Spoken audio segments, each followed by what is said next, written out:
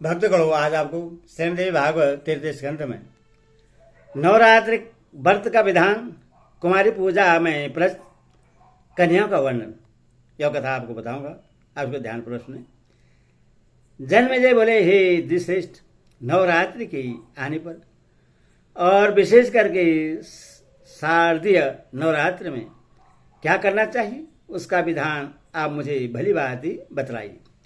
हे महामते, उस पूजन का क्या फल है और उसमें किस विधि का पालन करना चाहिए। हे द्विजवर, कृपया विस्तार के साथ मुझे यह सब बतलाइए। व्यास जी बोले, हे राजन, अब मैं पवित्र नवरात्र व्रत के विषय में बता रहा हूं, सुनिए। शरद काल की नवरात्र में विशेष करके यह व्रत करना चाहिए।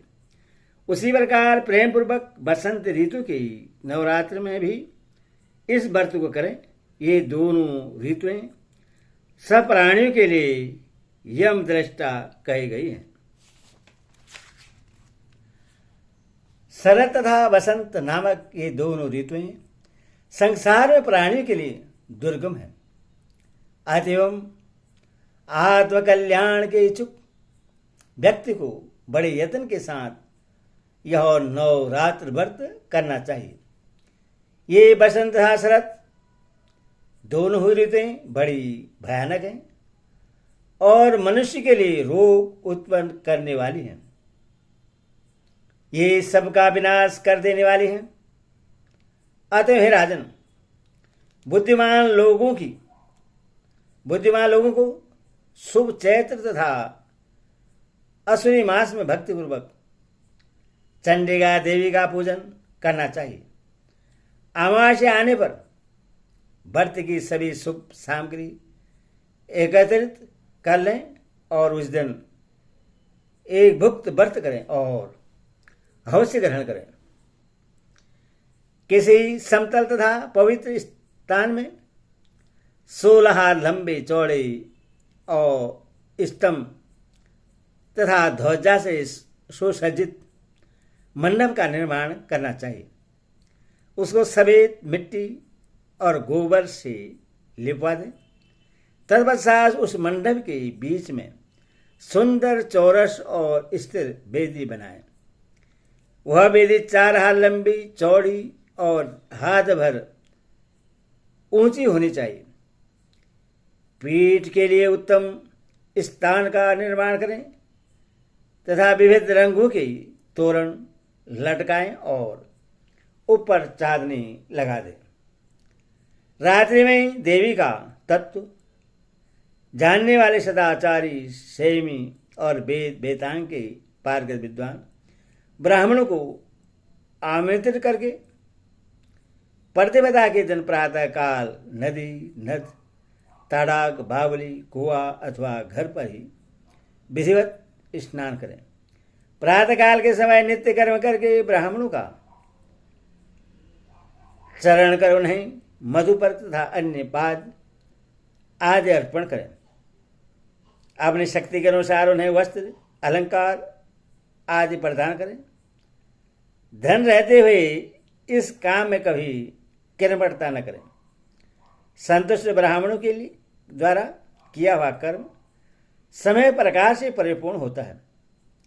देवी का पाठ करने के लिए 9, 5, 3 अथवा 1 ब्राह्मण बताए गए हैं। देवी भागवत का पारायण करने के कार्य में किसी शांत ब्राह्मण का वर्ण करें और वैदिक मंत्रों से स्वस्ति वाचन कराएं। वेद मंत्र रेशमी वस्त्र से आच्छादित सिंहासन पर स्थापित करें। उसके ऊपर 4 भुजाओं तथा उनमें आयुध से युक्त देवी की प्रतिमा स्थापित करें। भगवती की प्रतिमा रत्नमयी भूषणों से युक्त, मोतियों के हार से अलंकृत, दिव्य वस्त्रों से सुसज्जित, शुभ लक्षण संपन्न और सौम्य आकृति की हो। वे कल्याणमयी भगवती शंख चक्र गदा पद धारण किए हुए हों और सिंह पर सवार हों। अथवा 18 भुजाओं से सुशोभित सनातनी देवी की प्रतिष्ठा करें।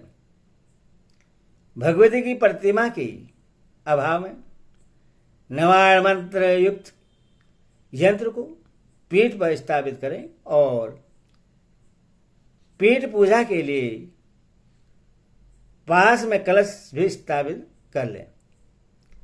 वह कलश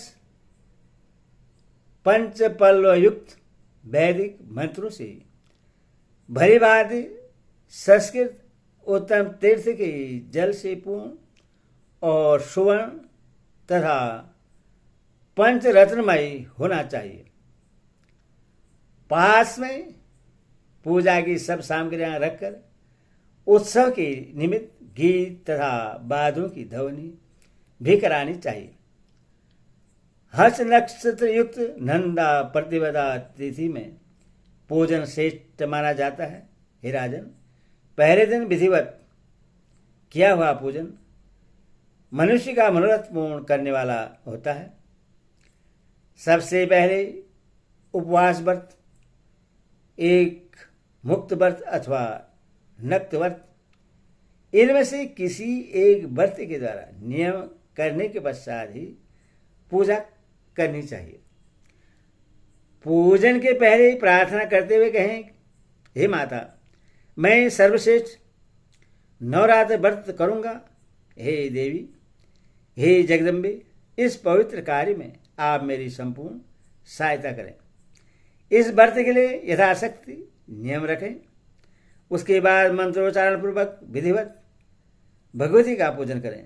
चंदन, अगर, कपूर तथा मदार, करेज, अशोक, चंपा, कनेल, मालती, ब्राही आदि सुगंधित पुष्पों, सुंदर बेल पत्रों और धूप दीप से विधिवत भगवती जगदम्बा का पूजन करना चाहिए।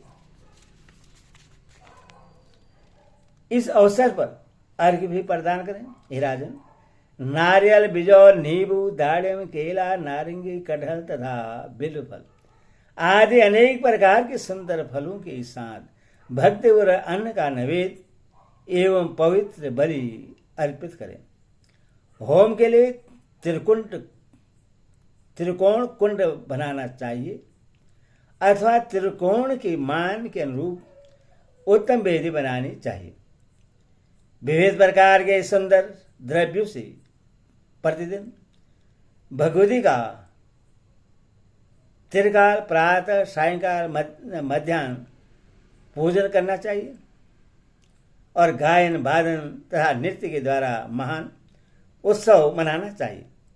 व्रती नित्य भूमि पर सोए और वस्त्र, आभूषण तथा अमृत के सदृश दिव्य भोजन आदि से कुमारी कन्याओं का पूजन करें। नित्य एक ही कुमारी का पूजन करें अथवा प्रतिदिन एक एक कुमारी की संख्या के वृद्धि कर्म से पूजन करें अथवा प्रतिदिन दुगुने तिगुने के वृद्धि कर्म से, और या तो प्रत्येक दिन 9 कुमारी कन्याओं का पूजन करें। अपने धन सामर्थ्य के अनुसार भगवती की पूजा करें, किंतु हे राजन, देवी के यज्ञ में धन की कृपणता न करें।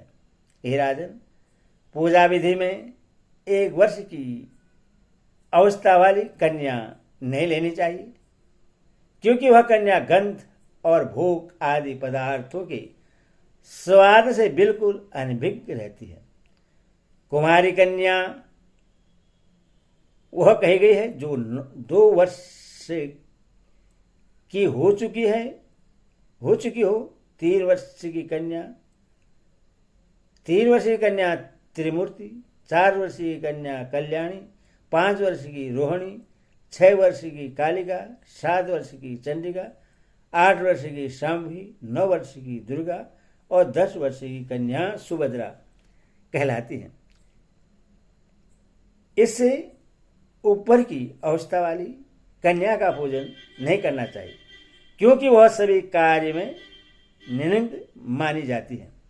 इन नामों से कुमारी का विधिवत पूजन सदा करना चाहिए। अब मैं इन 9 कन्याओं का पूजन से प्राप्त होने वाले फलों को कहूँगा।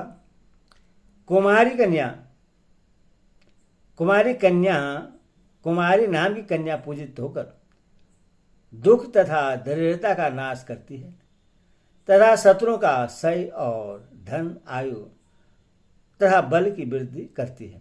त्रिमूर्ति नाम की कन्या का पूजन करने से धर्म अर्थ काम की पूर्ति होती है, धन धान्य का आगम होता है और पुत्र पौत्र आदि की वृद्धि होती है। जो राजन विद्या विजय राज्य तथा सुख की कामना करता हो उससे सभी कामनाएं प्रदान करने वाली कल्याणी नामक कन्या का नित्य पूजन करना चाहिए। शत्रुओं का नाश करने के लिए भक्तिपूर्वक कालिका कन्या का पूजन करना चाहिए। धन तथा ऐश्वर्य की अभिलाषा रखने वाले को चंडी का कन्या की सम्यक अर्चना करनी चाहिए। हे राजन, सम्मोहन दुख दारिद्र्य के नाश तथा संग्राम में विजय के लिए शांभवी कन्या की नित्य पूजा करनी चाहिए। कुरु शत्रु के विनाश एवं उग्र कर्म की साधना के निमित्त और परलोक में सुख पाने के लिए दुर्गा नामक कन्या की भक्तिपूर्वक आराधना करनी चाहिए। मनुष्य अपने मनोरथ की सिद्धि के लिए सुभद्रा की सदा पूजा करे और रोग नाश के निमित्त रोहिणी की विधिवत आराधना करें। श्री रस्तु इस मंत्र से अथवा किन्हीं भी श्रीयुक्त देवी मंत्र से अथवा बीज मंत्र से भक्तिपूर्वक भगवती की पूजा करनी चाहिए। जो भगवती कुमार के रहस्यमय तत्वों और ब्रह्मादि देवताओं की भी लीलापूर्वक रचना करती है, उन कुमारी का मैं पूजन करता हूँ, जो सत्व आदि तीनों गुणों से तीन रूप धारण करती है, जिनके अनेक रूप हैं तथा जो तीनों कालों में सर्वस्व व्याप्त रहती है। और भगवती त्रिमूर्ति को मैं पूजा करता हूँ। निरंतर पूजित होने पर जो भक्तों का नित्य कल्याण करती है, सब प्रकार की कामना को पूर्ण करने वाली उन भगवती कल्याणी का मैं भक्तिपूर्वक पूजन करता हूँ। जो देवी संपूर्ण जीवों की पूर्व जन्म के संचित कर्म रूपी बीजों का रोपण करती है, उन भगवती रोहिणी की मैं उपासना करता हूँ। जो देवी काली कल्पांत में चराचर से संपूर्ण ब्रह्मांड को अपने में विलीन कर लेती है, उन भगवती कालिका की मैं पूजा करता हूँ। अत्यंत उग्र स्वभाव वाली, उग्र रूप धारण करने वाली, चंड मुंड का सार करने वाली तथा घोर पापों का नाश करने वाली उन भगवती चंडिका का की मैं पूजा करता हूँ। वेद जिनके स्वरूप हैं, उन्हीं वेदों के द्वारा जिनको उत्पत्ति आकरण बतलाया गया है, उन सुखदायिनी भगवती शांभवी का मैं पूजन करता हूँ, जो अपने भक्त को सर्वदा संकट से बचाती है, बड़े बड़े विघ्न तथा दुखों का नाश करती है और सभी देवताओं के लिए दुर्गे है। उन भगवती दुर्गा की मैं पूजा करता हूँ, जो पूजित होने पर भक्तों का सदा कल्याण करती है। उन अमंगल नाशिनी भगवती सुभद्रा का मैं पूजा करता हूँ। विद्वानों को चाहिए कि वस्त्र भूषण माला गंध आदि श्रेष्ठ उपचारों से इन मंत्र के द्वारा सर्वदा कन्याओं का पूजन करें। एदे श्रीदेवी भागवत महापुराण षष्ठादश सहस्त्र सहितान तीर्थ स्कंदे कुमारी पूजन नाम षष्ठ विश्वाध्याय। बोल दुर्गे माता की जय।